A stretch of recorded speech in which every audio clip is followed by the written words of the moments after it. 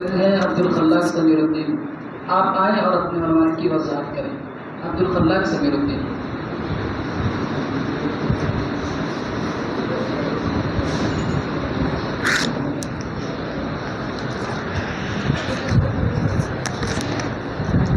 السلام علیکم ورحمۃ اللہ وبرکاتہ۔ حامد و مصلیٰ اما بعد، اعوذ باللہ من الشیطان الرجیم، بسم اللہ الرحمن الرحیم، انا نحن نزلنا الذکر وانا لہ لحافظون۔ صدر محترم، حکم صاحبان، مشفق و مربی اساتذہ کرام اور عزیز ساتھیوں، آج کے سالانہ انجمن میں میرا موضوع ہے عظمت قرآن۔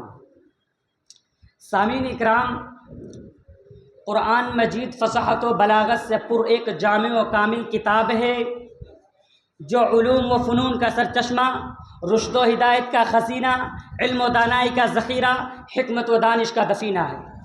اس کی عظمت و وقات اور فوقیت و برتری کا کیا کہنا، یہ ہر اعتبار سے محکم و مفصل، کامل و مکمل اور تمام تر عیوب و نقائص سے پاک ہے۔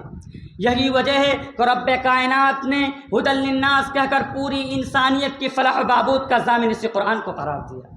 سامعین اکرام، قرآن مجید اللہ کی نازل کردہ و آخری کتاب ہے جس کو اللہ تبارک و تعالیٰ نے نزل بہ الروح الامین کہہ کر جبرائیل علیہ السلام کے ذریعے آپ صلی اللہ علیہ وسلم تک نازل کیا، اور خود اللہ تبارک و تعالیٰ نے اس کتاب کی حفاظت کی ذمہ داری لیتے ہوئے فرمایا انا نحن نزلنا الذکر وانا لہ لحافظون۔ سامعین اکرام، اہل عرب جنہیں اپنی فصاحت و بلاغت اور طلاقت لسانی پر بڑا ناز تھا، اہل عرب قرآن مجید کو اساطیر الاولین کہہ کر قصے اور کہانیوں پر محمول کرتے تھے اور قرآن مجید کو اللہ کا کلام ماننے سے انکار کرتے تھے، جبکہ اللہ تبارک و تعالیٰ نے لا ریب فیہ کہہ کر ان کی تردید کی اور اہل عرب کے تمام فصحاء و بلغا کو وَإِن كُنتُمْ فِي رَيْبٍ مِّمَّا نَزَّلْنَا عَلَىٰ عَبْدِنَا فَأْتُوا بِسُورَةٍ مِّن مِّثْلِهِ کے تحت چیلنج کرتے ہوئے کہا تم سب مل کر کے بھی اس قرآن جیسی ایک چھوٹی صورت نہیں لا سکتے۔ 14 صدیاں گزر گئی لیکن الحمدللہ آج تک ایک آیت تو دور کی بات ہے، ایک آیت کا ٹکڑا نہیں لا سکے۔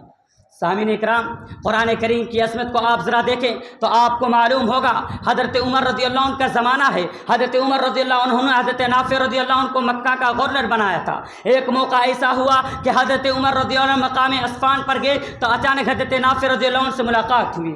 حضرت عمر رضی اللہ عنہ نے کہا اے نافع، تم اہل مکہ میں کس کو گورنر بنا کے آئے ہو؟ حضرت نافع رضی اللہ عنہ نے کہا اے امیر المومنین، مکہ کا گورنر ابزا کو بنا کے آیا ہوں۔ حضرت عمر رضی اللہ عنہ نے کہا یہ ابزا کون ہے؟ کیا مکہ کا کوئی مالدار یا کوئی سردار ہے؟ حضرت نافع رضی اللہ عنہ نے کہا اے امیر المومنین، یہ مکہ کا ایک آزاد کردہ غلام ہے۔ حضرت عمر رضی اللہ عنہ نے فرمایا اے نافع، تم اہل مکہ میں ایک آزاد کردہ غلام کو گورنر بنا کے آئے ہو۔ حضرت نافع رضی اللہ عنہ نے کہا اے امیر المومنین، یہ صرف ایک آزاد کردہ غلام نہیں ہے بلکہ یہ قرآن کا حافظ ہے، قرآن کا قاری ہے اور قرآن کا ایک ایسا عالم ہے جو پورے مکہ میں نہیں ہے۔ تو حضرت عمر رضی اللہ عنہ نے فرمایا، مسلم شریف کی حدیث ہے، فرمایا ان اللہ یرفع بهذا الكتاب اقواما ويضع به آخرین، بے شک اللہ تعالیٰ اس کتاب کے ذریعے بہت سے لوگوں کو بلندی عطا کرتا ہے اور اسی کتاب کے ذریعے سے بہت سے لوگوں کو نیچے ڈھکیل دیتا ہے۔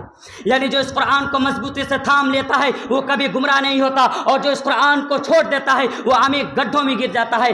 آج اگر مسلمانوں کو ذلت و رسوا کیا جا رہا ہے، مسلمانوں کو پریشان کیا جا رہا ہے، مسلمانوں کو پیٹا جا رہا ہے، مسلمانوں پر ظلم ستم کی پہاڑیں توڑے جا رہے ہیں، مسلمانوں کو ظلم زیادتی کی جا رہی ہے، مسلمانوں کو طرح طرح کی مصیبتیں دی جا رہی ہے، تو یہی وجہ ہے کہ آج ہم نے قرآن کو چھوڑ دیا، قرآن جیسی عظیم کتاب کو پڑھنا اور اس پر عمل کرنا چھوڑ دیا۔ یہی نہیں بلکہ اللہ کے رسول صلی اللہ علیہ وسلم نے میدان عرفات میں حجۃ الوداع کے موقع پر جو خطبہ دیا تھا ان میں سے ایک اہم بات یہ بھی تھی کہ اللہ کے رسول صلی اللہ علیہ وسلم نے فرمایا وَقَدْ تَرَكْتُ فِيكُمْ مَن لَّن تَضِلُّوا بَعْدَهُ إِن اعْتَصَمْتُم بِهِ کتاب اللہ، کہ میرے امت کے لوگ جان لو کہ میں تمہیں ایک ایسی چیز چھوڑ کر جا رہا ہوں، اگر تم نے اسے مضبوطی سے تھام لیا تو تم کبھی گمراہ نہیں ہوگے، وہ ہے کتاب اللہ، یعنی اللہ کی کتاب۔ لیکن افسوس صدا افسوس، آج قرآن کو کوئی پڑھنے والا نہیں، اور اگر کوئی پڑھنے والا ہے تو سمجھنے والا نہیں، اور اگر کوئی سمجھنے والا ہے تو اس پر عمل کرنے والا نہیں۔ افسوس صدا افسوس، اگر علماء اقبال کے الفاظ میں کہا جائے وہ معزز تھے زمانے میں مسلمان ہو کر، وہ معزز تھے زمانے میں مسلمان ہو کر، اور ہم خوار ہوئے تارک قرآن ہو کر۔